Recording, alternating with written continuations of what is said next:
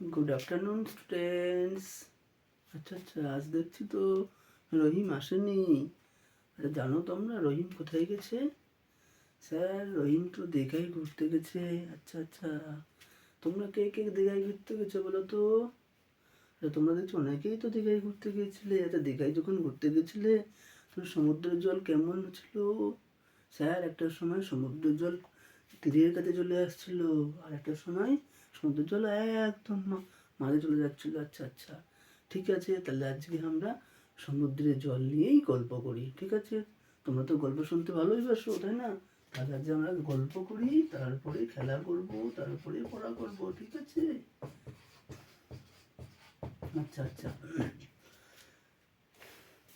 একটা সময় না এই সমুদ্রের জল খুব শান্ত ছিল, চুপচাপ থাকতো, ঠিক তোমাদের মতন। তোমরা যেমন চুপচাপ আছো ঠিক তেমনি সমুদ্রের জলে চুপচাপ থাকতো। কিন্তু একটা সময় চাঁদ মামা সমুদ্রের উপর রূপালির আলো ফেলে দিল। আর চাঁদ মামার ইচ্ছে হলো একটু সমুদ্রের জলের সঙ্গে খেলা করতে, ঠিক আছে? ঠিক তোমাদের মতন, তোমরা যেমন খেলা করতে ভালোবাসো তেমনিও চাঁদ মামা ভাবলো একটু খেলা করি। সে চাঁদ মামা ডাকলো, হ্যাঁ সমুদ্র নীল জল আসো না আমার কাছে একটু খেলা করি। কিন্তু সমুদ্র তো অলস শান্ত, সে বললো আমি ভাই এখানে ভালোই আছি, আমি আর কোথাও যাচ্ছি না।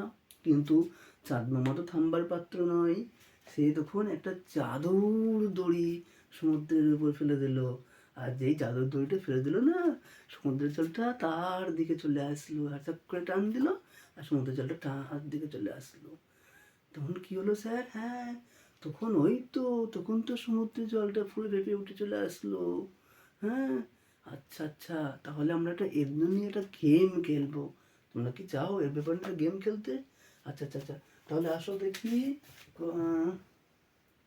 রহিম আসো, রিনা আসো, আর শেষ বেঞ্চ থেকে দুজন আসো, আর ওই দিকে শেষ বেঞ্চ থেকে আরো দুজন চলে আসো, ঠিক আছে?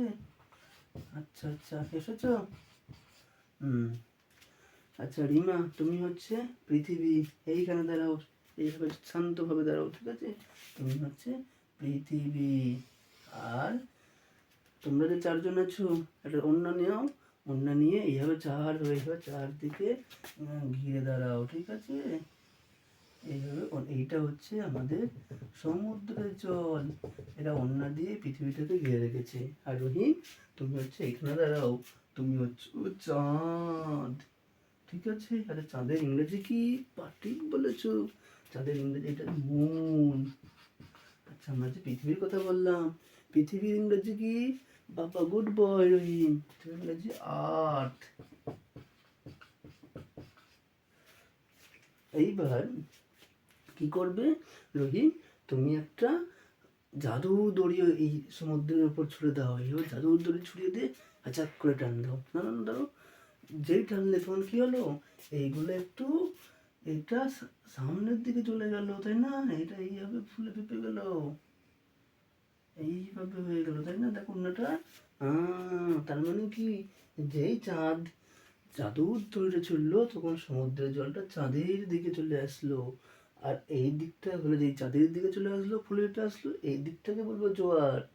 আর অন্য সাইডে বিপরীত সাইড দেখো জলটা কমে গেল, এই দিকটা জল কমে গেল, এই দিকটাকে বলবো ভাটা, ঠিক আছে? তাহলে কি হলো? চাঁদের টানে জল বাড়ে তখন হয় জোয়ার, জল কমলে ভাটা হয়, হয় যে বালুচর। চাঁদ টানলে জল বাড়ে তখন হয় জোয়ার, অন্যদিকে জল কমলে ভাটা হয়, হয় যে বালুচর, ঠিক আছে? তাহলে এই যে জোয়ার আর ভাটা না, এই জোয়ার ভাটা আমাদের একদিন ক ঘন্টায় হয়? হ্যাঁ একদিন 24 ঘন্টায় হয়।